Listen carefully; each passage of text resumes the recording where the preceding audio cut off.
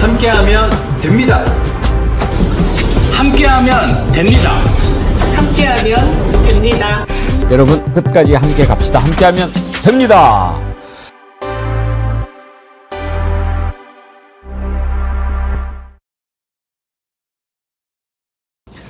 여러분 안녕하십니까, 백운기입니다. 이재명 대통령이 검찰청을 폐지하는 정부 조직법 개정안을 의결하면서 검사들이 되지도 않는 것을 기소하고 무죄가 나오면 무조건 항소해서 국민들에게 고통을 주고 있다고 질타하던 그날, 김건희 특검에 파견된 검사 40명이 일제히 반기를 들고 나섰습니다. 검찰로 돌아가겠다 그러면서 내세운 이유는 특검 파견 검사들이 수사와 기소, 공소유지를 모두 맡는 상황이 모순이라는 겁니다. 일단 팩트부터 틀립니다. 말이 안 되는 거죠. 검찰의 수사, 기소 분리는 유예 기간이 끝나는 내년 10월부터 아닙니까? 지금 돌아가도 1년간은 그대로 하는 겁니다. 누가 봐도 이건 명백한 항명입니다. 본때를 보여줘야 합니다. 40명 모두 항명으로 징계하고 옷을 벗겨야 합니다. 새로 뽑으면 됩니다. 아직도 자신을 특권 계층이라고 생각하는 이런 사마귀들이 역사의 수레바퀴 앞에서 한마디로 깝치고 있는데 국민들을 우습게 보는 겁니다. 절대로 그냥 넘어가면 안 됩니다. 생방송 백운계 정치 1번지 출발합니다. 자, 여러분 정어리몰에서 추석 선물 준비해달라고 제가 그동안 부탁 많이 드렸는데 이제 오늘 오후 2시면 주문이 마감됩니다. 지난 2주간 정말 많은 분들이 사랑해 주셔서 감사하다는 말씀 드리고요. 오늘이 이제 마지막으로 제가 안내해 드립니다. 오후 2시면 주문이 마감되는데요. 시간이 얼마 남지 않았으니까 이번에 정어리몰에서 준비한 추석 선물 세트들 한번 쭉 돌아볼까요? 장어탕 선물 세트, 순살 장어탕 이번에 정말 여러분들 좋아하는 제품이죠. 순살 장어탕, 언양 불고기 이걸 세트로 만들어서 준비했는데 많이들 사랑해 주셨고요. 이번에 제가 처음으로 이름 지어준 더 나함, 더불어 나누어 함께, 더 나은 세상 함께하면 만들 수 있지요. 더 나함 100년 진고 홍삼 진액, 인삼 함유량이 높아서 아주 좋습니다. 그리고 프리미엄 햇 신고배 이런 것들 정어리몰에서 성심성의껏 준비한 상품이니까요. 특히 이번에 더 나은 100년 진고 홍삼 제가 생각 많이 나는데요. 제가 특별히 애정을 갖고 여러분들께 소개를 해드리는 제품입니다. 지금 어려운 시기고 작은 마음 나누면 더 따뜻해지지 않겠습니까? 혹시 아직 선물 준비 못한 분 계시다면 오늘 오후 2시까지는 주문을 하셔야 발송이 가능하다고 하니까요. 참고해 주시기 바랍니다. 전화 주문도 받고 있죠. 1551-3158로 연락 주시면 되고요. 이메일로도 주문 접수할 수 있습니다. 여러분들 많이 사랑해 주십시오. 제가 항상 강조하는 상생 그리고 슬기로운 소비생활 정어리몰에서 마지막 추석 선물 잘 준비해 주시기 바랍니다. 10월의 첫날입니다. 10월은 10월 상달이라고 부릅니다. 윗상자 제일 좋은 달, 가장 으뜸이 되는 달이라는 거죠. 새로 나온 핵곡식을 신에게 드리기 가장 좋은 달이다. 그래서 10월 상달이라고 불렀는데요. 정말 10월에는 좋은 일들 최고로, 역시 날씨도 최고 아닙니까? 선선하고 하루하루가 아까운 달이죠. 10월 잘 채우시기 바랍니다. 오늘 10월 첫날이 되니까 김현승님의 가을의 기도가 생각이 나더라고요. 가을에는 기도하게 하소서. 예. 제가 오늘 아침에 국군의 날 행사 보느라고 저도 좋아요 깜빡 잊고 이제야 눌렀습니다. 여러분 좋아요 눌러주시기 바라고요. 윤서진님, 대한민국 만세 3년 만에 보는 국군의 날 기념식. 그동안 국가 행사는 안 봤는데 오늘 눈물이 나오네요. 정상으로 돌아온 내 조국 대한민국. 정어리 때와 의식 있는 모든 국민의 노력으로 되돌려 놓았네요. 감격스럽습니다. 그러나 아직도 끝나지 않은 내란 세력과의 싸움 꼭 이겨냅시다. 아무리 저항해도 꼭 밟아줍시다. 다시는 못 일어나게. 윤서진님 감사합니다. 아까 최윤재님, 모처럼 대통령 부대 열중시어 하는 거 보내 그러셨는데, 예, 부대 열중시어 참, 전 윤석열 정말 나쁜 자식인데 가장 제가 분노했던 게 그거였거든요. 바이든 날리면 때 자기가 잘못한 것을 뉘우치지 않고 막 억지 쓰고 그러는 거 우리가 보지 않았습니까? 부대 열중시효가 그랬습니다. 맨 처음에 부대 열중시효 잊어버렸거든요. 머뭇머뭇하니까 밑에서 어쩔 수 없이 지휘관이 부대 열중시효 조용하게 얘기해 줬죠. 그러면 그 다음에는 해야죠. 그런데 본인이 잘못했다는 것을 인정하기가 싫은 거예요. 그래서 그 뒤로 윤석열 지금 그만둘 때까지 부대 열중시효를 대통령이 안 했습니다. 밑에서 그냥 한 거예요. 아니 맨 처음에 자기가 잘못했으면 얘가 뭘 알겠어요. 군대도 안 갔다 왔고. 그래도 군대 안 갔다 온 이명박도 하고 심지어 박근혜도 했어요. 그러면 자기가 아이고 이거 실수했구나. 맨날 술 처먹고 그러니까 그런 거 기억 못 하겠죠. 그래도 그다음부터는 해야죠. 안 해버려. 그래서 윤석열 있는 동안 부대 열중시효가 없었어요. 이제 대통령이 부대 열중시효에서 다시 제자리로 돌아온 것입니다. 이런 3년을 우리가 보냈는데. 자, 오늘 함께 하실 세 분 패널 소개합니다. 장윤미 변호사님 어서 오십시오. 네, 안녕하세요. 민주당 대변인 되셨다고요? 네, 그렇습니다. 네. 예. 민주당이 사람 알아보네. 예, 잘해보겠습니다. 열심히. 예. 예. 대변인으로서의 각오 포부. 네, 그냥 당의 입장을 정확하게 좀 전달 드릴 수 있도록 이렇게 좀 노력하는 모습 보여드리겠습니다. 네. 모범답안 얘기예요. 네. 그것 말고 이제 대변인이 됐으니 더욱 열심히 해서 대선 후보까지 가보겠습니다. 뭐 이래야 되는 거 아니에요? 아, 그런가요? 몰랐습니다. 네.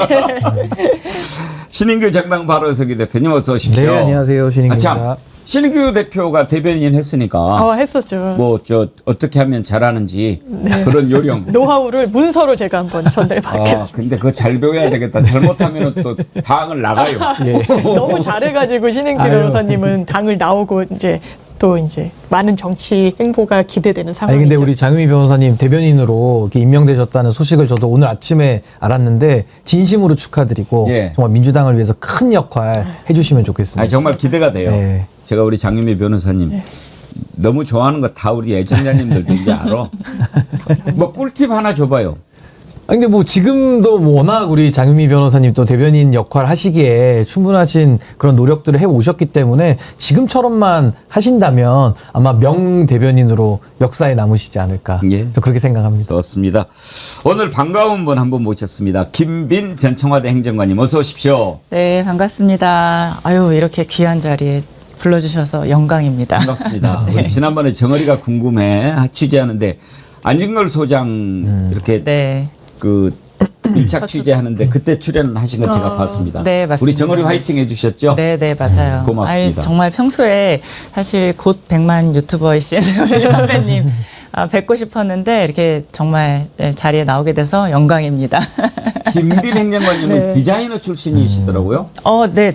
벌써 10년 전에 제가 당에 들어왔을 때 그 전에 이제 제가 뭐 휴대폰 개발하고 그리고 제 사업을 좀 하다가 휴대폰 개발? 네, 제가 LG전자에 근무했었거든요. 네, 그래서 LG전자에 근무하다가 제 사업체를 이제 작게 열어서 이제 주로 수출을 했기 때문에 이제 해외에 있었는데 그때 당시 대표이신 문재인 대표님 예. 제안으로 당에 들어왔던 때가 벌써 이제 10년 전입니다. 그렇군요. 네. 그럼 문재인 대통령 때 청와대에 계셨던 거예요? 맞습니다. 예. 어디에 저 계셨어요? 국민소통수석에 국민소통. 소통수석실에 있었어요. 네. 당에서는 무슨 대변인이라 당에서 제가 추미애 당대표 시절에 이제 디지털 대변인이라고 네 그때 당원과의 소통 창구로서 이제 역할하고 그때 당시 당원들 대상으로 하는 굿즈 이런 게 별로 없었는데 그 평창올림픽 기념해서 더 패딩이라는 걸 또 만들어가지고 1시간 50분 만에 완판시키고 뭐 그런 그냥 그런 일들을 했었습니다. 기대가 됩니다. 오늘 잘 부탁드리고요. 네, 제가 잘 부탁드리고 그리고 장윤미 변호사님 대변인 되신 것 축하드립니다. 아유, 네, 오늘 처음 인사드리는데 축하까지 받아서 제가 몸둘 바를 응원드립니다. 모르겠습니다. 현직, 전직 대변인 세 분을 모시고 진짜요? 오늘 진행하게 됐습니다. 오늘 첫 번째로 저 내용부터 한번 다뤄보도록 하죠. 윤석열이 그동안에 구치소에서 어떻게 지냈을지 우리가 안 봐도 비디오였죠. 그런데 증거가 드러났습니다. 완전히 이건 뭐 구치소에서 황제 생활을 했더라고요. 지금 조사해야 될 게 한두 가지가 아닙니다. 윤석열이가 처음에 구치소에 들어가 있을 때 경호처가 완전히 구치소를 압박해가지고 교도관 7명을 전담으로 붙여서 수발을 들게 했더라고요. 그리고 홍거방을 그쪽을 터가지고 완전히 그러니까 호텔로 따지면 스위트 2개를 다 쓰는 거죠. 그렇게 생활을 했어요. 그리고 그 지금 김현호라고 안양교도소에 가 있는 자, 이자가 그냥 계획서까지 만들어가지고 그렇게 하게끔 하고 이랬던 것들이 다 드러났습니다. 그러니까 지금 이제 구치소장 바뀌어가지고 다 이렇게 들여다보고 있으니 1.8평이 좁네 어쩌네 음식이 부족하네 지금 그따위 얘기하는 거 아닙니까? 정성호 장관 말대로 이제 뭐 완전히 배달앱 깔아주고 그렇게 해라는 얘기입니까? 이 내용부터 다뤄보겠습니다.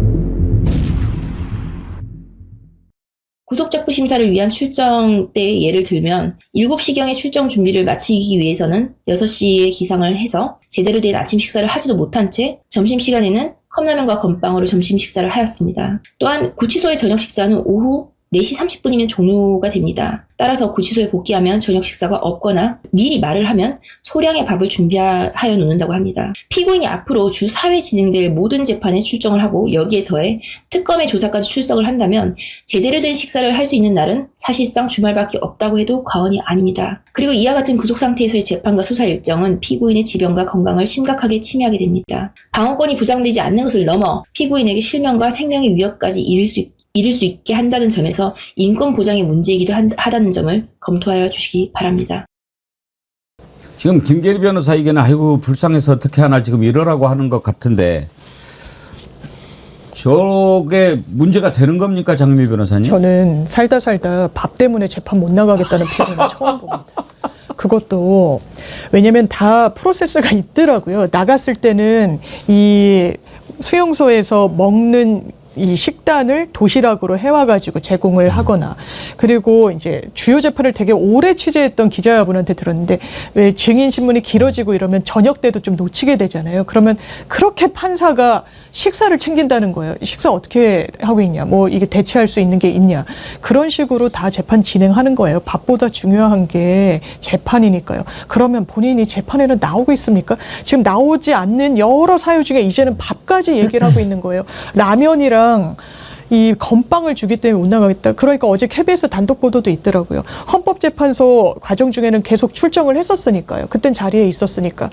그때 그러면 본인들 원래 다른 수용인들과 동일하게 점심 먹었습니까? 아니요. 12,000원짜리 외부 도시락. 월요일에는 제육이 나오고 화요일에는 무슨 불고기가 나오고 하는 걸 먹었더라고요. 당뇨 환자한테 그 식단은 그럼 좋습니까? 건강 문제에 대해서 서울구치소에 상주하는 의료과장이 이야기한 게 있어요. 그때 현장 검증을 나가니까 수사를 못 받을 정도로 재판에 못 나갈 정도의 그런 위중한 상황 아니라고 그랬습니다. 그리고 이런 변론이 지금 도움이 됩니까? 우스꽝스럽게 만들잖아요. 윤석열이라는 사람의 이런 처신 자체로도 국민들이 혀를 차는데 거기에 라면 주고 건빵 주기 때문에 재판에 못 나가겠다. 그래서 건강이 우려가 되고 인권 침해 요소이기 때문에 보석이 받아들여야 된다.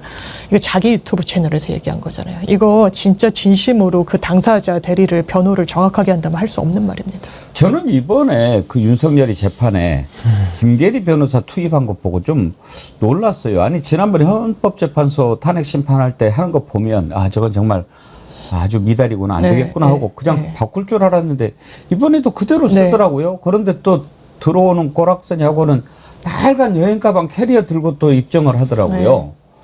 참 특이한 사람인데 아니 저렇게 이야기하면 도움이 된다고 생각하는 거죠. 그러니까 지금 윤석열 측에서는 재판을 받는 게 아니라 하나의 지금 정치 퍼포먼스를 해야 되기 때문에 어떻게 보면 김계리 같은 그런 뭐 변호사 아닌 변호사, 뭐 변호사 자격증만 있다 뿐이지 변호사의 역할과 기능을 하지 않는 그런 변호사가 아마 필요하기 때문에 저는 뭐 형사재판에도 투입을 한 거 아닌가 싶고요. 무엇보다 그 모든 법이라는 것이 내지는 제도라는 것이 만인에게 보편 타당하게 평등하게 적용되는 것이 법과 제도인데 윤석열은 지금까지 그 제도를 무너뜨린 그 전적이 있을 뿐만 아니라 본인에게만 특혜를 늘 요구해 왔기 때문에 이제는 국민들이 좀 지긋지긋하다라는 말씀을 하실 것 같고, 김계리 변호사의 주장 중에 재판이 너무 많다. 4일 내내 그렇게 재판받으면 뭐 주말밖에 식사를 제대로 못한다라고 말을 하는데, 재판의 숫자가 많은 건 맞습니다만은 그만큼 죄가 많으니까 재판을 많이 받는 거예요. 그러면 국민들 입장에서는 아니 누가 그렇게 죄를 많이 지으라고 했냐, 누가 시켜서 죄 지은 게 아니거든요. 그러니까 본인이 죄를 많이 지어서 재판을 많이 받고 있는데 나 왜 재판 많이 하냐, 이런 모순은 없다. 그러니까 저는 죄를 그러면 짓지 말았어야 되는 거 아니냐라는 충고를 좀 국민들께서 돌려주고 싶지 않으실까라는 생각이 듭니다. 저는 지난번에 윤석열 얘기한 것 중에서 가장 황당했던 게 차라리 처벌받고 싶습니다라고 하더라고요.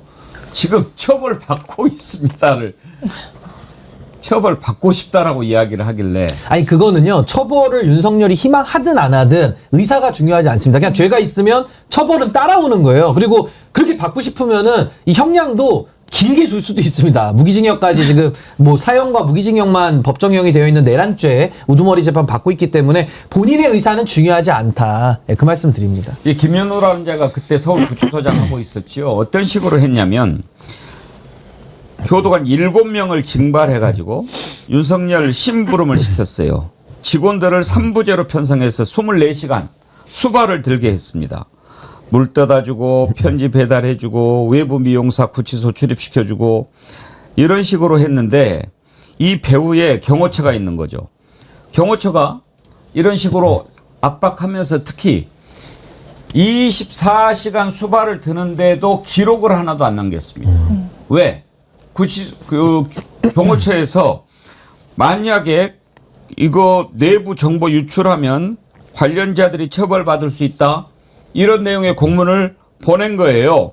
그러니까 근무 일지 자체가 없는 겁니다. 근무 일지가 없으면 어떻게 됩니까? 이것 자체만으로도 지금 뭐 경호 대상자의 동정 유출을 처벌받을 수 있는데, 근무 일지 쓰게 했는데 근무 일지 안 쓴 거, 이건 처벌 안 받습니까, 신은규 대표님? 그러니까 이제 저 부분은 뭐 직무유기 부분을 검토해 볼 수 있겠는데, 더 중요한 건 뭐냐면요, 저 근무일지를 왜 안 썼겠습니까? 결국에는 뭔가 위법하거나 어떤 특혜를 줄 수 있는 행동들을 본인들이 하기 때문에 안 썼다라고 볼 여지가 매우 큰 것이고, 지금 윤석열의 불평불만의 내용을 들어보면 과거의 수용생활과 지금의 수용생활이 다르다라는 얘기니까 반대로 말하면 과거에 특혜 받았다는 얘기예요. 자백과 마찬가지인 겁니다. 그러니까 저는 저게 기록을 안 남겼다라는 것은 무엇인가 위법한 행동들을 했을 가능성을 오히려 더 보강해주는 증거 아니냐. 저는 저 부분도 저는 직무감찰을 강력하게 해서 좀 진실을 밝혀야 된다. 그리고 법에 따라 처벌해야 된다고 저는 봅니다. 심지어 그런 것들이 혹시 드러날까봐 김현우라고 하는 자가 이거 대통령 기록물에 해당되는 거 아닌가, 그렇게 질의를 한 거 아닙니까? 대통령 기록물에 해당이 되면 몇 년간, 30년인가? 아니 근데 그것도 법적으로 맞지 않는 게요, 대통령 기록물의 정의가 어떻게 돼 있냐면 대통령의 직무와 관련된 거를 기록하게 돼 있어요. 근데 깜빵에서 지금 빵 살고 있는데 저게 직무 정지 상태에서 무슨 직무수행과 관련이 있습니까? 그러니까 애초에 대통령 기록물법의 정의 규정만 검토해봐도 아 이건 대통령의 직무수행 중에 아니니까 대통령 기록물이 아니구나 라는 거 정도는 판단할 수 있는 지성을 갖춘 사람이 교도소장도 해야 되는데, 저 김현우 구치소장은 당시에 어떤 저의를 가졌기에 대통령 기록물법에 대한 기본 정의조차도 안 맞는 행동을 저렇게 했을까, 많은 의구심을 낳는 이상 행동이다라고 저는 생각이 듭니다. 김변희 행정관님, 지금 정성호 법무부 장관에 대해서 국민들이 좀 골면 소리를 많이 해요. 그때도 이런 문제가 나왔을 때 좀 더 혼내고 그래야 되는데, 다른 교도소장으로 이렇게 발령낸 거 이런 정도 가지고 되겠느냐, 그런 말들을 많이 합니다. 네, 정성호 법무부 장관이 그 김현우 구치소장이 특혜를 제공하고 나서 이게 증거가 나오니까 그때 이제 안양교도소장으로 발령을 낸 거는 조금 아쉽죠. 저희 사실 이거 말고도 아쉬운 게 많지 않습니까? 이제까지 윤석열 정권 이전부터 검찰개혁은 지난 78년간 계속 외치고 있었고, 이번에 조희대 사건 때문에 또 이제 또 사법개혁 이렇게 물밑에서 올라오고 있잖아요. 제가 봤을 때는 지금 뭐 검찰개혁, 사법개혁, 그리고 뭐 우리가 지금은 좀 수면 밑으로 갔지만 예전에 모피아라든지. 예. 근데 저는 이런 모든 것들이 공무원이 개혁될 수밖에 없는 그런 이유를 보여주고 있는 것이다라고 생각해요. 그러니까 사실 이 김현우 구치소장만이겠습니까? 다른 교정 공무원들도 다 이에 따른 거 아니에요. 사실 김현우 구치소장이 안양교도소로 그냥 만약에 파면됐다고 면직됐다고 하더라도 또 다른 사람이 또 권력에 굴복해서 또 경호처에 굴복해서 뭐 이렇게 했을 수가 있다는 거죠. 그래서 결국에 중요한 거는 이 김현우라는 특정 인물뿐만이 아니라 우리 사회에서 깊숙하게 내재되어 왔던 정말 압력과 권력에 굴종했던 우리 공무원들의 어떤 좀 잘못된 관습, 관행 이러한 것들이 사회 깊숙한 곳에 그 뿌리 박혀 있고 반드시 개혁이 돼야 되는구나. 근데 이 개혁이 쉽지가 않다. 이러한 것들을 좀 보여주는 거라고 생각해요. 그러니까 물론 저도 정성훈 법무장관님의 그 발언이랑 이런 조치들이 사실 국민 상식에서는 당장 잘라버리고 당장 처벌하고 당장 감찰하고 이랬으면 좋겠잖아요. 그러니까요. 그런데 사회개혁이라는 것이 어떻게 보면 어떠한 뭐 국민의 열망이라든지 지금 이제 그런 시기가 온 것 같습니다. 사회 대개혁의 시기가 지금 왔다고 생각해요. 그래서 이재명 대통령께서 이제 뭐 이러한 국민의 열망과 그리고 이 공무원들의 만행 이러한 것들을 발판 삼아서 사회 개혁을 할 수 있는 힘이 될 수밖에 없다. 저는 그렇게 보고 있습니다. 근데 저는 정성호 장관님 말씀 나오니까 사실은 저 김현우 구치소장에 대한 처리는 저는 굉장히 아쉽습니다. 그러니까 결국에는 우리가 비례의 원칙이라는 게 매우 중요한데 조직을 추스리기 위해서는 정말 본인이 갖고 계신 그 권한을 적재적소에 잘 써야 되는 거거든요. 근데 비례의 원칙이 뭐냐면 not too wide, not too narrow. 딱 적정선을 가지고 일을 하는 게 어렵죠. 근데 그걸 잘 해내셔야 조직이 추스려지고 조직이 잘 돌아가는 건데 지금 저는 교정행정 관련해서는 사실은 신상필벌면이 매우 아쉬운 겁니다. 그러니까 김현우 같은 자는요. 직무감찰도 신속하게 해야죠. 하고 밝혀내서 징계를 해야 되는데 그렇죠. 저걸 갖다가 그냥 전보 조치만 해버리다 보니까 앞으로 어떤 시그널이 되냐면은 야 윤석열한테는 좀 적당히 해서 타협해도 되나 보다 이런 시그널이 가는 거거든요. 그러니까 신상필벌을 정확하게 비례의 원칙에 따라서 하는 것이 물론 어렵지만은 그게 돼야 저는 조직이 제대로 돌아갈 수 있다. 전 그 부분은 조금 더 신경을 써야 될 것 같습니다. 정성호 장관이 잘 할 거라고 생각을 합니다만은 아무튼 이런 점들은 좀 아쉽다, 부족하다 이런 느낌 많이 갖게 됩니다. 강성도님, 경호처장, 교도소장 징계해서 연금도 못 받게 해야 합니다. 열불나서 미치겠습니다. 어떻게 윤석열을 케어했는지 이게 그 교도관들끼리 쓰는 내부 게시판이 있는데요. 거기에 이런 글이 올라왔어요. 탄핵 후에 법무부에서 감사해야 할 일들라고 올라왔는데 여기를 보면 윤석열이 어떻게 외부에서 들어온 미용사의 손질을 받았는지 지시한 자에 대한 책임, 특별한 사정이 없음에도 주말과 휴일에 변호사 접견을 무한정하게 한 근거와 지시자에 대한 조사, 교정보안직원 7명을 증발해서 윤석열 심부름꾼과 사동 도우미로 부렸는데 그 지시를 한 사람, 그 직원들이 3부제로 운영돼서 24시간 수발을 들었는데 그게 근거가 있는 일인지 조사와 책임자 처벌이 필요하다. 이런 일들이 자체 조사가 이루어지고 책임자 처벌이 이루어지지 않는다면 우리 교정이 국회 감사에서 온갖 수모를 당하고 예산도 받지 못할 것이다. 감사 담당관실은 철저히 조사하기 바란다. 이렇게 필요성을 제기한 글을 올리니까 이 글에 실제는 이것보다 더한다, 더했다, 원칙대로 했어야 된다 이런 댓글이 85개나 달렸어요. 그러니까 교도소 내부에서는 이런 일들이 있었다고 하는 것을 다 알고 있었다는 거 아닙니까? 그러니까 내부 폭로로 저희도 알게 되는 거예요. 왜냐하면 그 상황을 그 불법 행위를 다 목도한 다른 동료 교도관들이 있었으니까요. 지금 내용도 한두 가지가 아닙니다. 뭐 5대의 캐딜락이 항시 대기하고 있고 그것을 타고 출정했다는 그런 의혹도 있는데 밝혀야 되겠죠. 뿐만 아니라 이 교도관들이 7명이 징발이 돼가지고 별도 본인들의 업무가 있을 텐데 8시간씩 3개 시간으로 나눠가지고 24시간 수발을 들었다는 거 아닙니까? 일지도 쓰지 않았다는 거예요. 그것뿐입니까? 그 전 교도소장 같은 경우, 서울구치소장 같은 경우에는 윤석열 대통령을 위한 지침을 별도로 그 계획서를 만들었다는 거 아닙니까? 그 계획서의 내용을 보면 수감이 됐던 전직 대통령, 이명박 박근혜 전 대통령도 누리지 못한 특혜 중에 특혜를 누립니다. 저희가 서울구치소는 너무너무 과밀화돼 있기 때문에 변호인 접견도 딱 시간이 거의 한 10시부터 한 4시 정도까지를 하는데 그것도 다 차 있으면 가지도 못해요. 어떻게 했을까? 24시간 변호인 접견을 한 거잖아요. 그러면 그동안 퇴근하고 업무에서 나와야 되는 그런 교도관들의 업무가 계속 연장이 되는 거죠. 실제로 그걸 누릴 대로 누리지 않았으니까. 강희구 부속실장이 그것도 휴대전화는 못 갖고 들어가요. 전자기기는 절대로 반입이 돼서는 안 됩니다. 그것으로 다른 뭐 범행을 모의할 수도 있고 다른 정보에 접근할 수도 있어서 그래요. 근데 들고 들어가서는 보여주면서 토리가 잘 지내네. 누구 강아지 안부를 묻고. 이게 교도행정의 근간이 돼서 되겠습니까?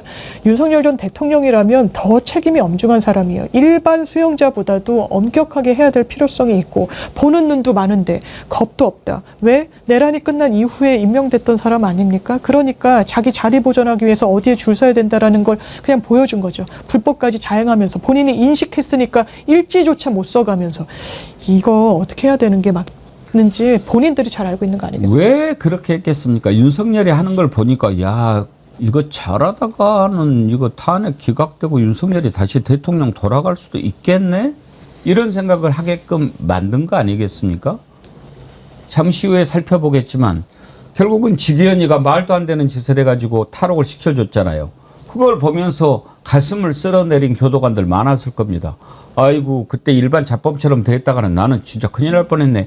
이런 생각했을 거예요. 그렇게 만든 자들이 누굽니까? 녹수님 아직도 보석 결과가 안 나오는데 신변한테 물어봐 주세요. 불안합니다. 이러다가 또 기어 나오는 거 아닌가 몰라요. 어떻게 될까요? 근데 이제 보석 재판 같은 경우는 보석에 지금 대상도 되지 않을 뿐만 아니라 뭐 건강상의 이유를 주장을 하고 있는데 지금 하는 짓을 보면은 수용 생활에는 넉넉한 건강을 갖고 있다라고 저 같은 일반인이 봐도 그 건강 상태는 보여지기 때문에 보석은 기각이 될 걸로는 보이는데 이게 뭐 날을 딱 정해놓고 결정에 올라오진 않으니까 조금 기다리시면 저는 기각으로 잘 처리가 될 것 같고요.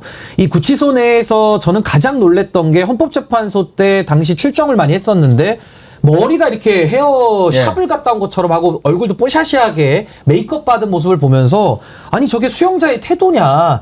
그 하나만 봐도 우리가 이상했는데 지금 와서 드러나는 걸 보면요.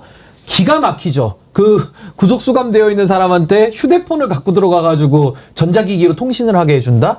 이게 뭐 토리 사진만 본 건지 아니면 그 전화기로 뭐 심우정하고 통화를 한 건지 그렇게 해서 구속 취소 인용 결정 이후에 즉시항고가 포기된 건지 그거 알 길이 어디 있습니까? 그 수사해 봐야 되겠죠? 그것도 이상하고 아까 저 글은 4월 4일자기 때문에 김현우 구치소장 시절에 전반부만 있는 거고 후반부는 더 기가 막힙니다.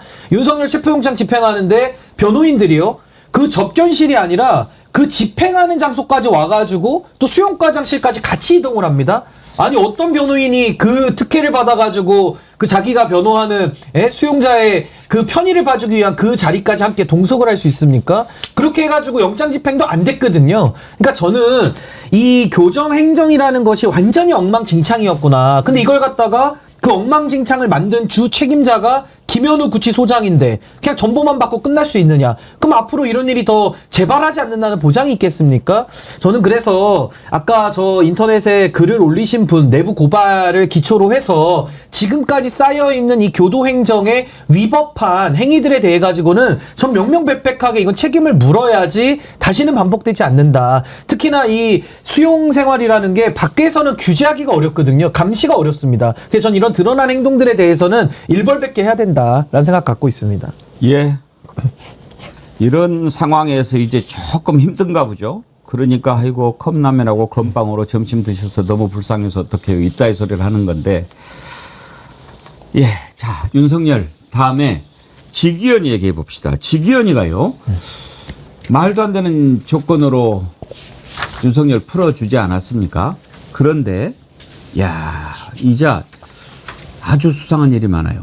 특히 결정적인 대목에서 휴대폰을 2번이나 바꿨어요. 뭘까요?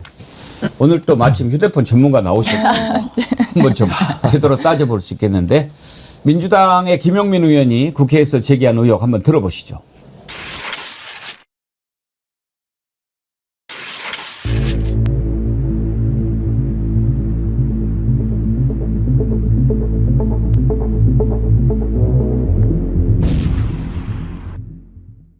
자, 그리고 오늘 충격적인 뉴스가 또 나왔죠. 직위원 휴대폰 교체 이렇게 많이 했습니다. 2025년 2월 4일 날 윤석열의 구속 취소에 대해서 청구가 들어가니까 이날 갑자기 휴대폰을 교체합니다. 6년 만에 교체했다고 합니다. 그리고 나서 5월 16일 날 다시 휴대폰을 한번 교체합니다. 5월 16일은 이틀 전인 5월 14일 날 바로 이 자리에서 직위원의 슬접대 의혹이 폭로가 된 날입니다. 자, 2월 4일 날 6년 만에 교체한 게 갤럭시 25, S25 공기계가 184만 원. 제일 좋은 기계입니다. 지금 기준으로. 그러니까 6년 만에 S10에서 S25 뭐 오래 썼으니까 교체할 수 있어요. 그런데 5월 16일 날 의혹이 제기되고 난 뒤에 교체한 것은 중국산 휴대폰으로 49만 9,400원입니다. 좋은 휴대폰 오래 썼으니까 한 번 교체할 수 있다 치지만 그 다음에 왜 3개월 만에 급하게 하니까 좋은 휴대폰 못 교체했겠죠. 이렇게 가격 싼 거 당장 급하게 이거 증거인멸 아닙니까? 누가 봐도 증거인멸입니다. 모든 국민은 이것을 증거인멸이라고 부릅니다. 만약에 일반 국민이 이렇게 휴대폰 교체했다, 이렇게 싼 휴대폰으로 교체했다라고 하면 바로 증거인멸 압수수색 들어갑니다. 공수처는 이 사건 수사하고 있다고 하니 오늘 당장 압수수색하십시오. 아마 집에 S25 이거 비싸서 버리지 못했을 것 같습니다. 자, 직위원이 휴대전화를 2번 바꿨다는 거예요. 맨 처음에는 6년 동안 안 바꾸던 휴대전화를 하필이면 윤석열이 구속 취소 신청한 날 갑자기 바꿨어요. 그 바꾼 시기도 상당히 의심스러워요. 자, 교체 이력을 한번 볼까요? 오후 2월 4일 날 오후 3시 25분에 새로운 기계를 일단 받아요. 그랬다가 몇 분 지나서 6분 만이죠. 다시 기존 기계로 바꿉니다. 이거는 뭘까요? 심을 교체한 걸까요? 그리고 새벽 5시에 또 새로운 기계로 바꿉니다. 이게 뭔지 궁금하고 그 다음에 또 한 번 바꾸는데 그때도 똑같은 행태를 반복합니다. 4시 2분에 새로운 기계에다가 정보를 넣었다가 5분 뒤에 또 기존 기계로 가요. 그랬다가 또 새벽 5시에 하는데 이제는 주로 새벽 5시에 무슨 짓을 많이 하는 모양입니다. 자, 김민대 행정관님. 네. 일단 제가 궁금한 게 네. 휴대전화를 왜 바꿨을지는 수사하면 나오겠지만 맨 처음에 휴대전화를 사가지고 바꾸면 바꾸는 거지 5분 뒤에 또 다시 옛날 기계로 갔다가 다시 또 새 기계로 가고 이거는 무슨 짓을 한 걸까요? 일단 지금 김용민 의원이 발언한 거는 휴대전화를 교체했다라는 것만 이야기를 하셨는데 진짜 중요한 건 새 기계를 사서요. 유심칩을 왔다 갔다 한 게 핵심이에요. 네. 유심칩에 뭐가 들어있는지를 보면 그 핵심을 알 수 있는데요. 우리가 지금은 이제 새 기계를 사도 옛날처럼 선 안 꽂고 휴대폰끼리 딱 옆에 갖다 놓으면은 데이터나 사진이나 이런 것들은 다 백업이 되잖아요. 연락처나. 예. 유심칩을 뺄 별로 계기가 없어요. 유심칩이 그렇잖아요. 유심칩 한번 통신사 개통할 때 외에는 사실 그 대리점에서 다 유심칩 껴주고 하잖아요. 그리고 휴대폰 한번 껐다 켜세요 이렇게 얘기하잖아요. 그러니까 우리는 유심칩을 별로 뺄 필요가 없는 겁니다. 근데 유심칩을 뺐다는 거는 무언가 은밀한 행동을 하기 위함인데 그것은 이제 유심칩 안의 정보 때문이에요. 유심칩 안에는 무슨 정보가 들어가냐? 그러니까 개인 식별 정보가 들어가고요. 예. 이 개인 식별 정보는 뭐 예를 들어 김빈이 SK 휴대폰에 뭐 1, 2, 3, 4, 5, 6, 7, 8 전화번호를 갖고 있다. 그래서 이제 근거가 되는 것이고, 그리고 두 번째는 통신사 정보가 들어가고요. 세 번째가 이제 전화번호부가 들어가요. 근데 유심칩을 바꿔 낄 때 옮겨가지 않는 게 있어요. 바로 통화 기록입니다. 유심칩을 바꿨겠다는 거는 이건 추정입니다. 조사하면 다 나올 겁니다. 조사하면 다 나올 텐데요. 새 기계로 바꿨어요. 근데 일단 개통을 해서 휴대폰이 대개는 해야 되잖아요. 그러니까 개통을 했어요. 근데 다시 유심칩을 꺼내서 이전 전화에 넣었다는 거는 그 전화로 통화할 누군가가 있다는 걸로 추정이 됩니다. 예. 그 전화로 통화할 누군가와 실컷 통화를 하고 뭐 말 맞추고 뭐 이러한 뭐 여러 가지 추정이 가능하잖아요. 그리고 나서 다시 이제 새 기기에다가 유심칩을 옮겨 낀 거죠. 아. 그런데 사실 제 생각에는 이제 지기현 판사가 뭐 형사재판 경험도 많고 하잖아요. 그러니까 사실 이게 불안했던 것 같아요. 그러니까 한 번 더 이러한 기록이 깨끗하게 이전 기계에 남지 않도록 이제 자기가 확신을 하기 위해서 한 번 더 바꾼 것 같습니다. 그 행태를 반복하잖아요. 그렇죠. 두 번째 바꿀 맞습니다. 때도. 맞습니다. 새벽 5시 한 것은 특별한 이유가 있을까요? 그러니까 원래 제가 일찍 제가 일어나서 그런가? 시간을 보면은 그냥 그 5월 16일 4시 2분에 개통을 해요. 예. 그러면 이제 새 기계에 유심칩이 들어갔겠죠. 근데 딱 이제 뭐 대리점에 나오자마자 또는 뭐 어쨌든 밖에 나서자마자 5분 후에 16시 7분에 유심칩을 이전 기계 S25 울트라에다가 다시 옮겨 낀단 예. 말이에요. 그때부터 뭐 통화라든지 아니면 뭐 이런 것들이 시작됐겠죠.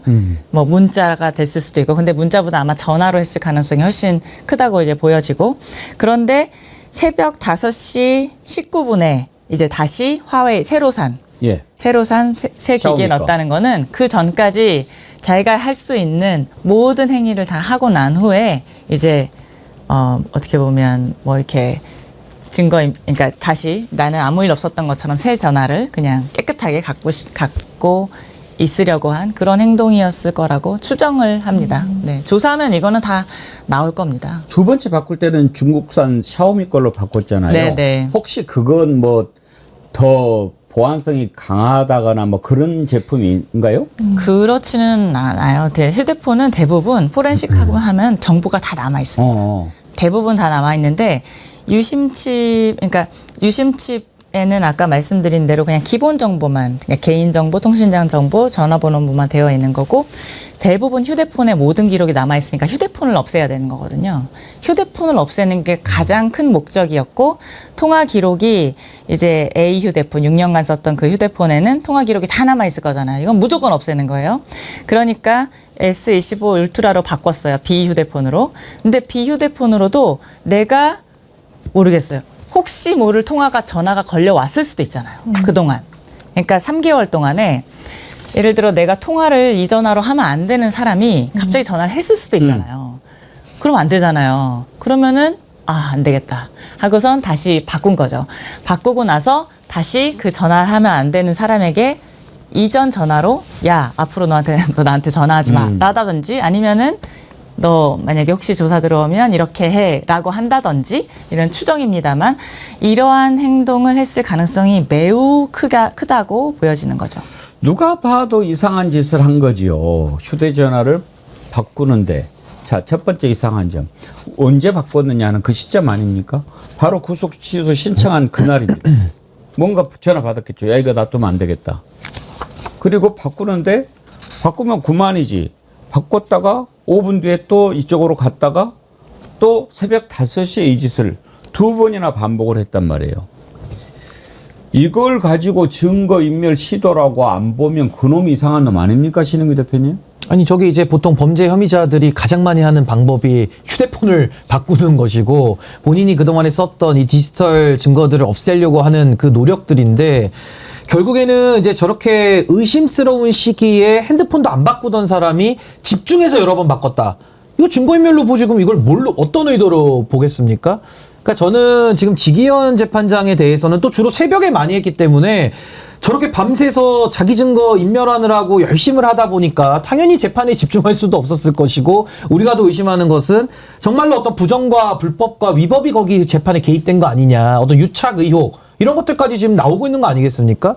그래서 저는 지기현 입장에서 우리 사회에 보여줄 거 저는 다 보여줬다고 생각해요. 물론 이 휴대폰 교체 건은 증거인멸 면에서 이제 더 이상 놔둘 수 없다라는 거를 우리가 확인하게 된, 그러니까 불을 눈으로 본 것이지, 그동안에 지기현이 보여준 거 보십시오. 구속 취소 인용 결정에서 어떤 대한민국의 법조인도 그런 식으로 판단 안 합니다. 혼자서 이렇게 해가지고 윤석열한테 유리한 결정을 해줬고요.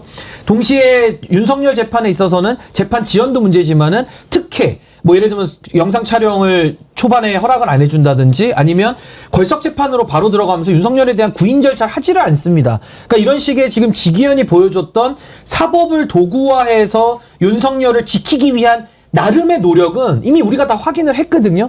그럼 이제 여기에 대해서 우리가 남은 것은 조희대 대법원장을 압박해서 사법부에 인사조치를 하게 한다. 근데 이것도 지금 가망은 없습니다. 그러면 저는 국회가 나서서 지기현에 대해서는 탄핵을 저는 이번 주 아니라도 저는 해야 된다고 봅니다. 탄핵을 통해서 직무를 정지시켜야 되는데 그 직무 정지에는 권한은 국회만 갖고 있거든요. 근데 그거를 하지 않고서 우리가 바깥에서 알 수 있는 정보는 제한되어 있고 시간은 흘러가고 있기 때문에 저는 지금은 이 정도까지 왔으면은 전 지기현에 대해서는 더 이상 의사를 물을 필요 없이 국회가 저는 법과 원칙대로 정리하는 것이 맞다. 그리고 지금 뭐 법원에서도 감찰 결과 내놓으면서 뭐 공수처 수사 또 지켜본다 그러잖아요. 어느 세월에 그걸 다 지켜보고 정리합니까? 그러니까 저는 지금 지기현의 룸살롱 의혹까지 갈 것도 없이 이 휴대폰을 교체하면서 본인의 모종의 그런 여러 가지 유착의 의혹들을 지우려고 했던 이 흔적들은 저는 탄핵 소추를 통해서 전 헌법재판소의 결정을 받아봐야 된다. 저는 그렇게 봅니다. 동의합니다. 근데 궁금한 게 하나 있는데요.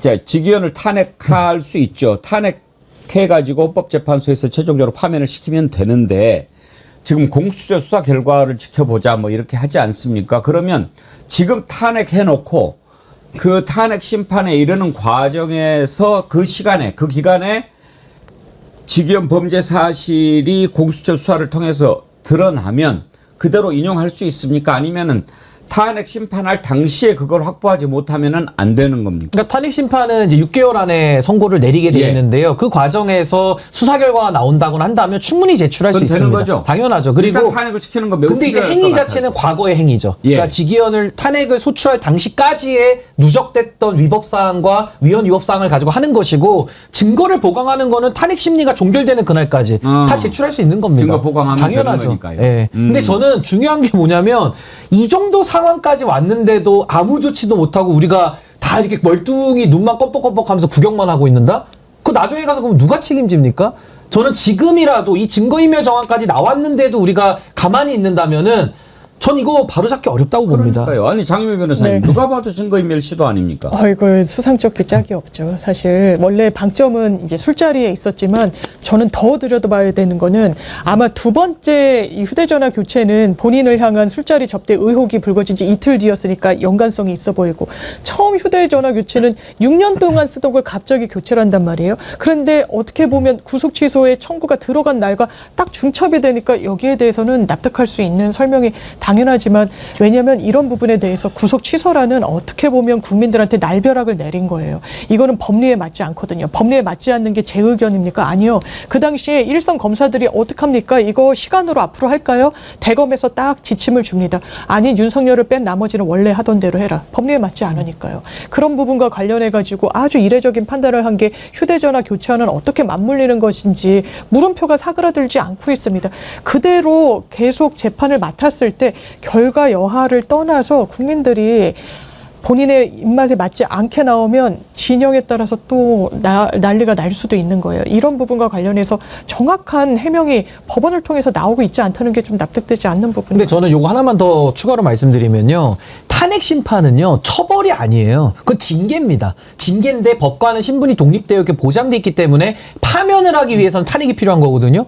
그래서 저는 당연히 탄핵을 지금 해야 된다는 생각이 드는 것이고, 무엇보다 그 사법의 독립을 운운하면서 아니, 법관의 재판에 개입하는 게 어디냐 이런 식으로 얘기를 하는데요. 우리 헌법에 법관도 탄핵 대상으로 돼 있습니다. 그럼 법관의 탄핵 대상으로 돼 있으면 탄핵을 할 수 있다는 건데 직무상 위헌 위법적인 행동을 했을 때 탄핵되는 거거든요. 그럼 그 직무가 뭡니까? 직무가 재판인 거예요. 그리고 재판과 관련된 도덕성과 여러 가지 뭐 룸살롱 이런 것들이 이제 주변부에 이제 탄핵 사유가 하나로 추가가 되는 건데 지기현의 그 재판 있잖아요. 3월 7일에 나왔던 구속 취소 인용 결정.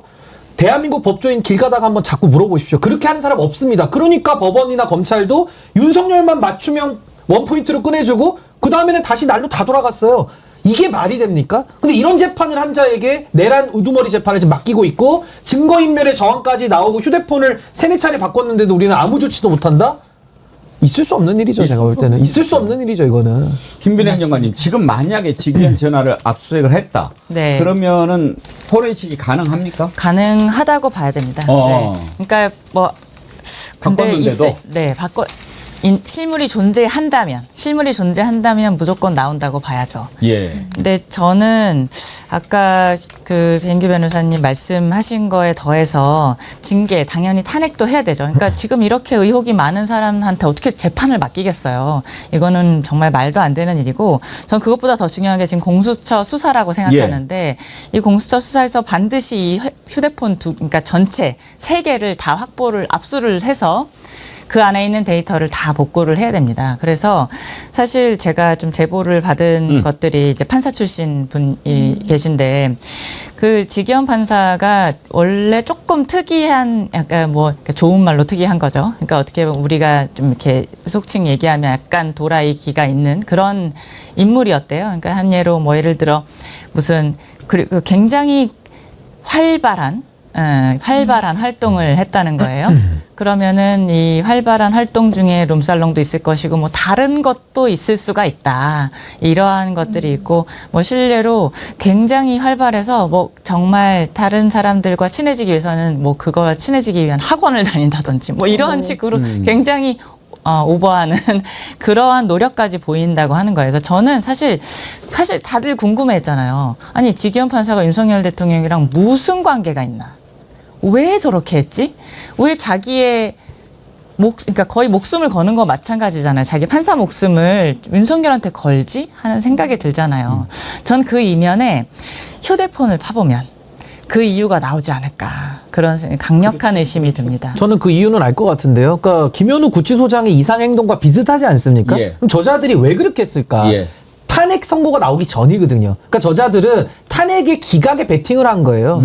아니, 베팅해서 만약에 윤석열이 돌아왔으면 지기현이는 그 다음에 대법관 되지 않았겠습니까? 그러니까 그 동기는 뻔한 거예요, 제가 볼 때는. 근데 거기에 생각만 그렇게 한 것도 괘씸하지만 행동을 해버리지 않았습니까? 그래서 윤석열이가 실제로 3월 7일에 지기현의 말도 안 되는 구속취소 이런 결정과 심우정의 즉시하고 포기, 그걸로 실제로 걸어 나왔습니다. 그럼 그 결과물까지 우리가 확인을 한 마당에 전 지기현이의 그 동기는 차고도 넘친다고 보고요. 이거 수사가 엄정하게 필요한데 지금 안 되고 있으니까 전 그럼 지금 할 수 있는 유효적인 실효적인 조치는 지기현 탄핵으로 재판에 손띄게 만드는 것밖에 없다. 그러고 나서 수습을 해 들어가야죠. 네, 저도 제가 말씀드리고 싶은 것도 바로 그거였는데요. 그런데 사실 그 입신양명 요것만으로는 이게 설명이 안 돼요. 그러니까 그냥 내가 잘 되고 싶어서 대법원장 되고 싶어서 뭐 되고 싶어서 이것만으로는 설명이 안 돼요. 그것 때문에 이렇게 리스키한 걸 건다? 저는 그 이면에 이러한 것들이 있을지 않을까. 그러니까 예를 들어 자기가 숨겨야 할 것들이 있다. 숨기고 보필해야 될 것들이 있다라고 하면 그게 말이 되죠. 휴대폰 교체가. 그렇죠. 휴대폰 아니요, 윤석열에게 자기 그 판사의 이러한 그 운명을 베팅하는 것 자체가 캐비넷 같은 거 말씀하시는 맞습니다. 자기의 캐비넷 그렇죠. 뭔가가 걸려 있는. 자기가 검찰에 의해서 뭔가 이렇게 걸릴 만한 것들이 감춰져야 된다. 그렇죠. 이런 그러니까 이 정도가 다 있을 수 있는 거죠. 다 있어야 되는 거죠. 입신양명. 윤석열 쪽에서 풀어놓은 뭐 이제 뭐 국정원이나 검찰이나 맞습니다. 뭐 이런 데서 정보해가지고 너 이거 저기 안 하면은 너 바로 이거야. 우리가 흔히 그 캐비넷이라고 영화에서 가족을 인질로 잡고 그냥 협박하는 것처럼 그렇게 쓴 거 하나.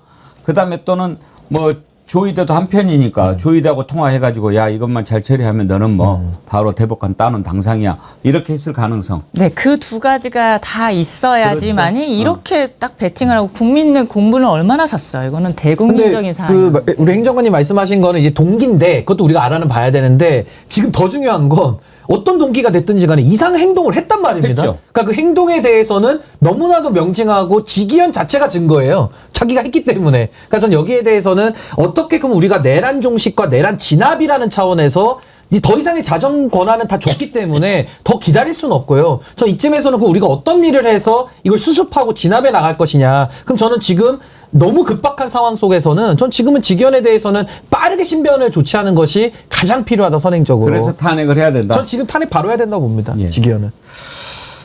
일단 지금 지기현이 걸려 있는 것 이것 때문에 윤석열한테 약점이 잡혔을까 더한 것이라고 생각하는데 일단 드러나고 있는 것은 룸사롱 접대건이죠.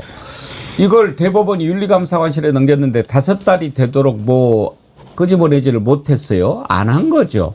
그래가지고 말로는 그러면 우리가 뭐 발표하면은 안 믿어줄 것 같으니까 감사위원회를 열어가지고 민간인들 막 7명 가운데 6명이나 참여했으니까 믿어주겠지 했는데 감사위가 뭐 우리도 뭐 모르겠어요. 그럼 공수처가 수사해보면 이런 식으로 하는 동안에 시간은 흘러 가는 거죠.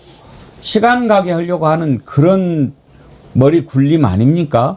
그런데 정의찬 민주당 원내대표 정무실장 이 양반이 처음 이걸 제보를 했다고 자기가 밝혔어요. 그러면서 한 얘기 들어보시죠. 저는 지난 5월 직위원 판사 룸살롱 접대 의혹을 더불어민주당에 처음 제보한 당사자입니다. 그러나 오늘 대법원 감사위원회는 현재까지 확인된 사실관계만으로는 직무관련성을 인정하기 어렵다는 심의 결과를 발표하였습니다. 이는 제가 제보자로부터 받은 제보 내용과 명백히 배치되는 것입니다. 첫째, 제보자는 1년에 한 번이 아니라 지난 수년간 본인이 직접 20여 차례 룸살롱 접대를 했다고 말했습니다.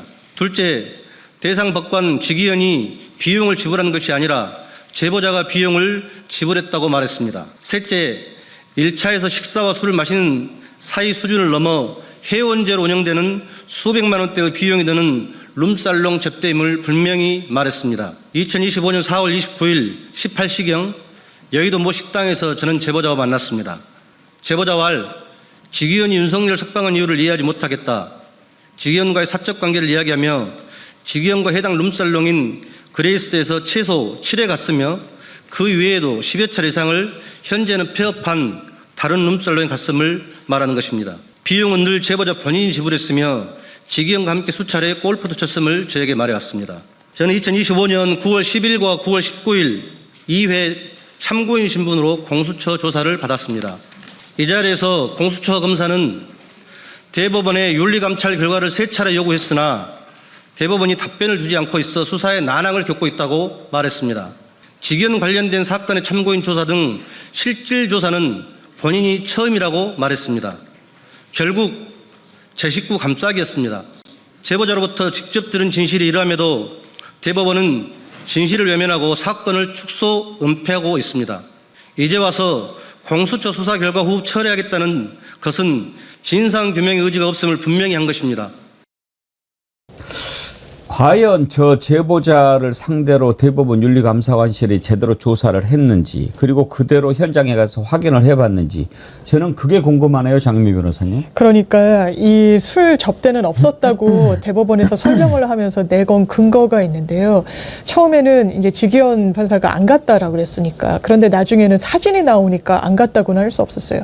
그러면서 계속해서 아주 또 이례적으로 본인 신상 발언을 재판정에서 했었단 말이에요. 나는 뭐 소주란 표현을 썼는지 모르지만 삼겹살이란 표현은 분명히 그렇게 썼었거든요. 그것도 상당히 이례적인데 그 접대가 아니라고 한 근거 중에 하나는 거기가 여성 종업원들이 나오는 술집은 맞지만 그곳을 갔을 때는 커다란 내부에 홀이 있어서 노래를 할 수 있는 그런 시설이 있어서 여성 종업원들이 나오는지에 대한 인지가 없었고 실제로 술을 한두 잔 먹고 귀가할 때까지는 접객원이 있지 않았다. 옆에 동석하지 않았다라는 건데 지금 제보를 했다는 사람 말에 따르면 그 해당 술집을 여러 차례 갔다라고 이제 진술을 제보를 받았다는 거니까 거기에 대해서까지 법원이 정확하게 점검을 했는지는 좀 의문이 되는 대목입니다. 그러니까 저는 이게 참 어처구니가 없는 게 가장 타락하고 가장 부패하고 가장 법을 제멋대로 잘못 적용하는 판사에게 지금 가장 중요한 내란 재판을 맡기고 있는 이 모순과 괴리와 아이러니를 도대체 어떻게 감당하고 살아야 되겠습니까, 국민들께서? 그러니까 저는 지금 이게 굉장히 중요한 시점인 게요. 제가 이거 마음이 다급해서 그럽니다. 그동안에 지금 정리할 시간을 너무 많이 줬거든요. 근데 정리가 안 됐습니다. 그럼 지금이라도 더 이상 사법부는 자정할 마음이 없구나. 저 직위원이 진실인지 거짓인지 조만간 다 가려질 건데 직위원의 말에 대법원은 운명을 걸었구나. 우린 이렇게 판단하고 국회는 국회가 해야 될 일을 해야 되는 겁니다, 지금. 근데 그동안에도 보면요.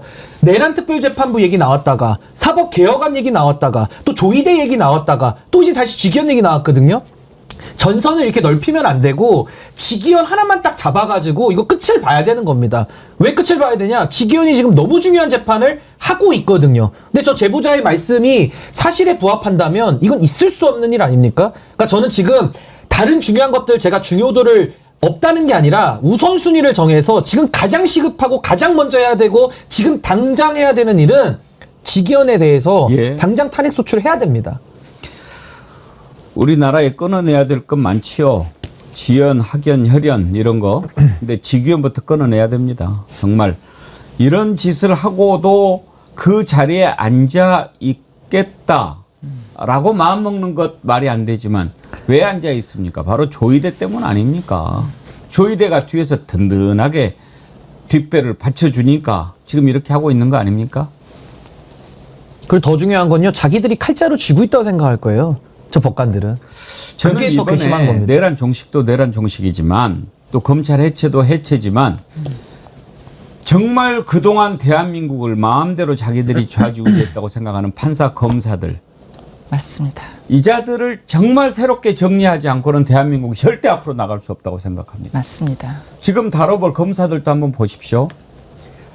이번에 민중기 특검에 파견 나가 있는 검사 40명이 무더기로 한 놈도 빠짐없이 다 일치 단결해가지고 우리 돌아가겠다, 못하겠다 이렇게 지금 선언을 한 겁니다. 그 중에 한 놈도 없단 말입니까? 그 중에 한 놈도 없단 말입니까? 이래서는 안 된다고 얘기하는 놈이 그거에 바로 지금 대한민국의 검사 새끼들입니다. 그러면서 민중기 특검을 협박을 해요. 당신 입장 밝혀라. 우리가 왜 돌아가야 되냐? 아니 지금 검사 수사 기소 분리해가지고 못하게 돼 있는데 우리가 지금 특검에서 수사하고 기소하고 공소유지 다 해야 되는데 이 법 정신에 어긋나지 않냐? 이런 논리를 대는 거예요. 그러면 지금 돌아간다. 그럼 돌아가면 뭐 화장실 청소합니까? 지금 검찰 그대로 하는 거예요. 유예기간 있잖아요. 1년. 1년간 지금 검사들 그대로 하는 거예요. 수사하고 기소하고 공소유지하고. 그런데 지금 돌아간다? 그러면서 특검한테 입장 밝혀라? 뭘 밝히라는 겁니까? 이거는요. 명백한 항명이고 반란입니다. 저는 이 자식들 다 집어넣어야 된다고 생각합니다. 어디다 대고 이 자들이요. 지금 신은기 대표님 파견 나와 있잖아요. 정부가 공직자가 인사 발령 받고 와서 일하고 있는 거잖아요. 근데 지금 이렇게 이야기한다.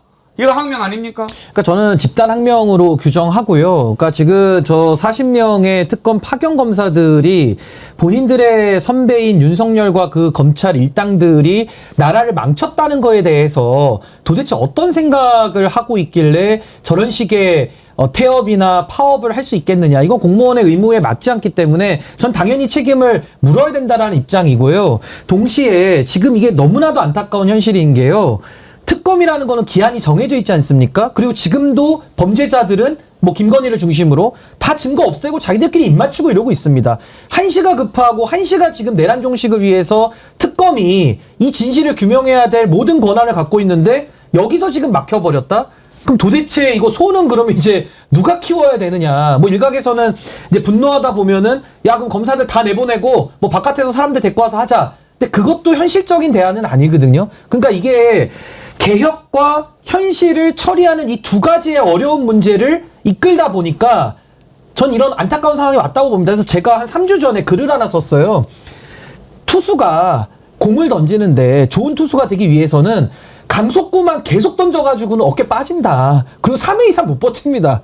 그리고 강속구만 계속 던지면요. 타자들이 눈에 익어가지고 어느 순간에 방망이 휘두르면 그 공 장외로 넘어가거든요. 그러니까 저는 타자의 타이밍을 뺏는 게 너무 중요한데 직구도 던지고 또 볼도 던지고 또 가끔은 뭐 위협구도 한 번씩 던져줄 수 있죠. 근데 이거를 갖다가 계속 직구만 던지는 식으로는 이거 개혁을 해내기가 참 어렵겠다. 그래서 저는 지금도 이 검사들의 집단 반발을 저는 규탄하고 책임을 물어야 된다는 입장임에도 불구하고 내란 종식이라는 이 큰 틀에서 그럼 어떻게 이 현실의 위기를 돌파할 것이냐. 전 여기에 대한 정말 진지한 고민이 좀 필요하다. 그 말씀도 드립니다. 이자들 어떻게 해야 될까요? 한번 생각해 보도록 합시다. 변함없이님 특검법 바꿔서라도 파견 검사 당적을 가졌어도 가능하게 만들어서 신인규 변호사 특검으로 보내주세요. 그러시는데.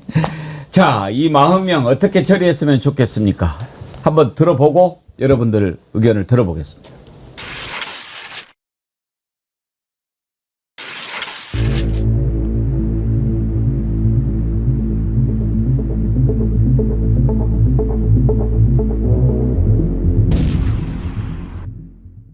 김건희 특검, 민중기 특검 팀에 있는 파견 검사들이 원대 복귀를 요청하는 입장을 발표했죠. 우리 의원님이 거기서 좀 강력하게 비판하셨죠. 공직자가 그게 있을 수 없는 일 아니에요? 어? 어떻게 파견 나와 있는 검사가 처음부터 안 오든지 어떻게 기회 봐서 잘 돼볼까 하고 왔다가 이제 검찰청 없어지니까 예. 그걸 뭐 어쩌고 저쩌고 해가지고 돌아가겠다? 수사를 거부하겠다? 이건 공직자의 도리가 아니에요. 그리고 심우정 검찰총장이 검찰 특검에 출두하는 것이 옛날 모셨던 상사이기 때문에 가슴 아프더라도 그렇게 나와서 10명이 나와서 오셔가고 이런 의전하듯이. 것은 옳은 태도가 아니잖아요. 이러한 것은 공직기강 차원에서도 법무부 장관이 강한 아하. 감찰을 지시해서 징계해야 된다. 저는 그렇게 생각해요. 김민 행정관님, 제자들 어떻게 처리하는 게 좋겠습니까? 아, 정말 특검이 골치가 아플 것 같습니다. 지금 이 특검에 연장하는 것도 지금 큰 이슈가 돼 있고, 무엇보다 국민들께서 원하시는 게 이제 내란 세력을 어떻게든 빨리 심판하는 것이고, 가장 중요한 게 이 김건희 특검인데, 사실 이제까지 지금 이 검사 40명의 태도를 보면 이제까지 김건희 수사가 과연 제대로 이루어진 것은 맞을까? 라는 의문까지 드는 거 아니겠습니까? 그래서 지금 민중기 특검께서 진짜 고민이 많겠다 이런 생각이 들고, 이게 우리한테 또 보여주는 게 이 기득권 검사 카르텔, 특권의식. 아까 박지원 의원께서도 말씀하셨잖아요. 공직자예요. 박은정 의원도 얘기했잖아요. 행정공무원입니다. 예를 들어 문체부 또는 산자부 공무원이 나 파견 가기 싫으니까 나 돌려보내주세요 라고 썼다고 생각해보세요. 그래? 그래? 어떻게 검사들, 이거는 그 본인들이 처음부터 지금까지, 지금 이렇게 검찰청에서 근무했던 그 1분 1초 한순간 한순간이 특권의식에 쩔어 있었다. 그리고 더 그게 강화됐고, 내란 세력의 지금 특검의 심판을 받고 있는 중이고, 검찰청이 해체되는 이 순간에도 그 특권의식은 없어지지 않았다. 아직도 반성을 안 하고 있는 거죠. 반성이 온실가스님, 전혀 없는 거죠. 집단항명죄는 이럴 때 적용하는 거다 그러셨는데 장유미 변호사님, 네. 이자들 어떻게 처리하면 좋겠습니까? 그러니까요. 본인들이 혼란스럽다는 거예요. 근데 알고 왔습니다. 검찰은 검찰개혁으로 검찰청이 이 수사기소가 분리되는 상황에서 특검법이 의결이 되면서 특검이 발족했을 때 그 상황을 모르고 왔나요? 알고 온 거예요. 그런데 왜 우리 보고는 수사기소 다 하라고 하면서 검찰은 수사, 기소를 나누냐. 이건 법이 달리 돼 있으니까요. 특검이란 건 집중 수사를 해가지고 공소유지까지 하도록 지금 법이 그렇게 설계돼 있는 거예요. 뭐가 혼란스럽습니까? 지금 알게 된 건가요? 이런 부분과 관련해서 최소한의 직업 윤리를 가져야 됩니다. 지금 나와 있는 이 40명의 김건희 특검 검사들 주말도 없이 일하고 그런 부분 잘 알고 있어요. 그런데 내부 동인에는 그런 게 있는 것 같아요. 검찰이 없애진다고 하는데 지금 검찰 구성원들, 특히 선배들, 거기에 책임 있는 사람들 찍소리도 못하고 있다. 그런데 우리 수사는 조금 응원을 받는 것 같고 국민들이 손뼉을 쳐주시니까 우리라도 목소리 내자. 아니요. 완전히 착오한 겁니다.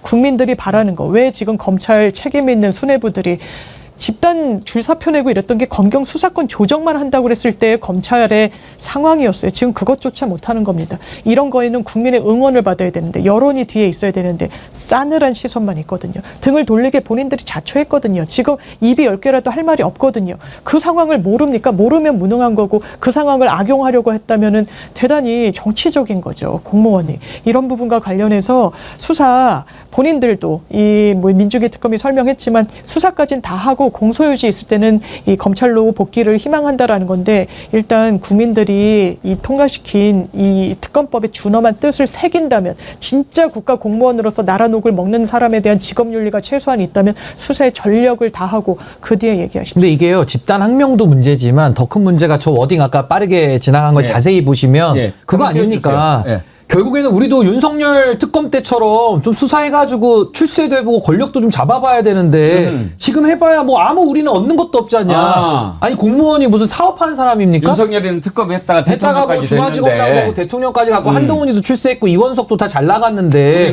우리는 뭐 해봐야 뭐 없지 않냐. 달달한 거 없지 않냐. 저는 그게 정말 이 검찰에 가지고 있는 명확한 본심을 저는 이번에 들켰다고 보는 거예요. 근데 여기서 더 좌절은 뭐냐면 그러면 저 40명 드러내고 다른 40명 또 뽑아서 오면 그 사람들은 또 정상일까요? 그럼 검찰청 해체까지 안 됐겠죠.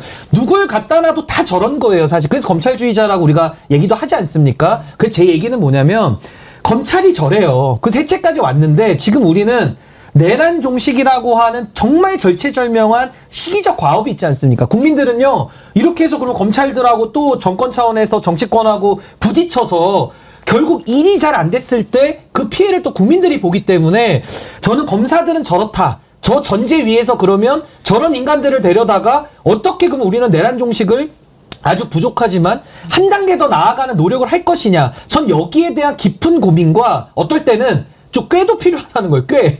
그래서 검사들도 우리가 뭐 EJ라고 해서 뭐 검사장 검사들이나 평검사들 좀 나누든지 어떤 꾀를 좀 만들어서라도 어쨌든 내란 종식이 돌아갈 수 있도록 우리는 어떤 역할을 할 수 있겠느냐. 전 그런 고민을 좀 해야 된다. 저 검사들 다 교체해도 전 다 똑같을 거라고 봅니다. 근데 신은규 대표님 궁금한 게 지금 특검이 3개가 가동되고 있잖아요. 근데 왜 다른 특검의 검사들보다도 판사 출신 민중기 특검에 있는 검사들이 저 난리를 쳤어요. 그거는 민중기 특검이 죄송한 말씀이지만 조직 장악이 안 되신 것 같아요. 그러니까 그 리더십에 저는 조금의 빈틈을 보였다고 봅니다. 그러니까 아무래도 조은석 특검이나 이명현 특검은 그래도 검찰에서 조직을 좀, 물론 군검찰이긴 합니다만은 조직을 좀 이끌어봤던 리더십이 있을 걸로 추정이 되고, 민중기 특검은 판사 출신이다 보니까 그 초반에도 우려됐던 부분인데 아마 그런 빈틈을 노리고 검사들이 집단 행동한 거 아닌가. 저는 여기에 대해서는요, 책임은 물어야 된다고 봅니다. 근데 동시에 현실을 그럼 우리는 어떻게 옳게 만들어낼 것이냐. 전 이 고민이 지금 또 필요하다, 이 말씀도 드립니다.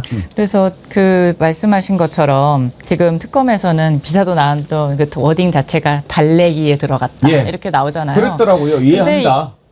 근데 이러한 모습이 과연 그 적합한 해결 방법이고 방향인지는 조금 고민이 더 필요할 것 같습니다. 왜냐면은 이제 이렇게 특권 의식을 가지고 국민의 민심을 거스르고 했던 단체 행동했던 집단이 또 있잖아요. 어딥니까? 의사들이잖아요. 의사들은 심지어 국민의 생명을 담보로 그렇게 태업하지 않았습니까? 그래서 정말 돌아가신 분들도 많으시고 피해가 심각했잖아요. 근데 결국에는 또 결론은 또 의사들이 뭐 본인들이 승리한 것처럼 그렇게 하고 있는데, 저는 이러한 것들이 사실은 그냥 넘어가서는 안 된다고 생각해요. 신윤규 변호사님 말씀하신 것처럼 책임은 물어야 된다. 그 방법에 대해서는 정말로 현명한 고민이 좀 필요하다, 이렇게 생각합니다. 민중기 특검이 처신을 잘못한 부분도 있어요. 그때 왜 정말 얼마나 통일교에서 어떻게 해서든지 막아보려고 별수를 다 썼겠습니까? 뭐 민정수석 했던 사람하고 검찰총장 했던 사람 변호인 뭐 법률자문하고 이랬는데, 그랬는데 배석 판사 데리고 있었던 사람 만나줬잖아요. 그런 허점을 보이니 검사들은 하이에나 아닙니까? 그냥 허점 보이면 그냥 뒷다리 물고 늘어지는 것들이에요. 저는 이번에 검사들 40명 집단 항명하는 거 보면서 당랑거철이라는 사자성어가 생각이 났어요. 여러분 잘 아시죠? 중국 제나라의 장공이 사냥을 나가는데 사마귀가 앞발을 딱 들고 수레를 막아서는 거예요. 얼마나 가소롭습니까? 이 검사들 사마귀 새끼들 아닙니까? 역사의 수레바퀴가 굴러가고 있는데 그 사마귀가 깝치는 거예요. 수레 앞에서. 어떻게 하면 됩니까? 깔아버려야죠. 뭐가 겁납니까?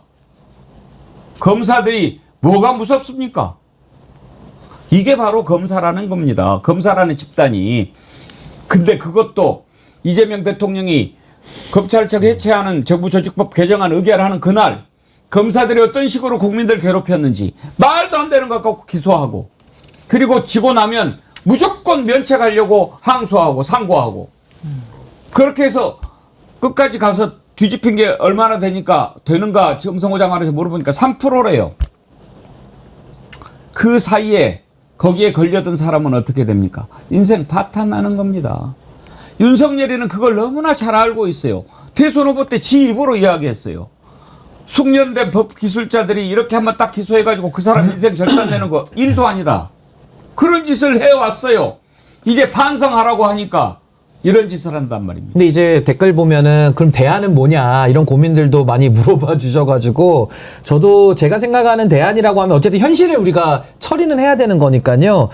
특검이라는 게 원래 기존의 검찰을 못 믿기 때문에 만드는 게 특검인데 기존에는 뭐 어찌됐든 특검 해가지고 잘 돌아간 예도 소수 있습니다만은 지금의 검찰 상태에서는 저는 특검을 통해 가지고 검찰을 수사하는 게 매우 어렵다. 그러니까 검찰에서 파견 나온 사람들이 또 검찰을 수사한다라는 게 이게 모순적인 게 있거든요. 그러니까 저는 이번에 특검법을 개정도 하기는 했는데 이 내란 종식을 위해서 김건희의 범죄 혐의를 덮어주고 넘어갈 수는 없지 않습니까? 지금 명태균 관련된 이슈도 수사 하나도 안 돼 있고요. 그러니까 여기에 대해서는 경찰이든 공수처든 외부 변호사든 조금 더 폭넓은 지금 특검 구성을 좀 더 다변화시켜가지고 전 기존 검찰의 손을 띄게 만들면서 이 수사, 내란 종식을 위한 이 수사, 중요한 수사만큼은 반드시 좀 제대로 될 수 있는 여건을 좀 만들 필요는 있겠다. 그런 아이디어만 좀 말씀드립니다.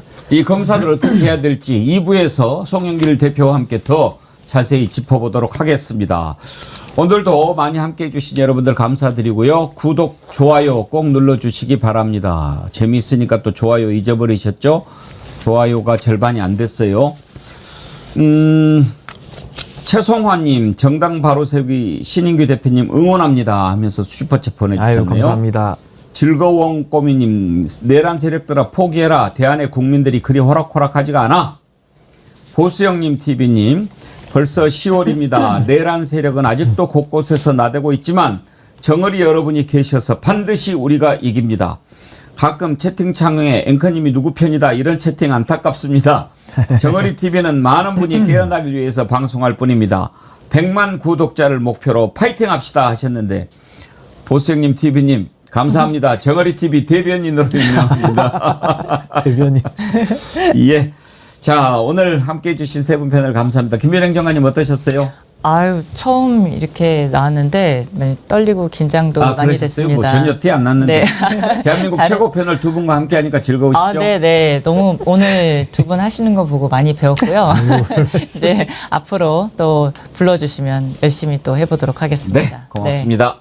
김빈 전 청와대 행정관님, 장유미 변호사님, 신인규 정당 바로서기 대표님, 추석 명절 잘 보내시고 뵙죠? 감사합니다. 감사합니다. 고맙습니다. 예.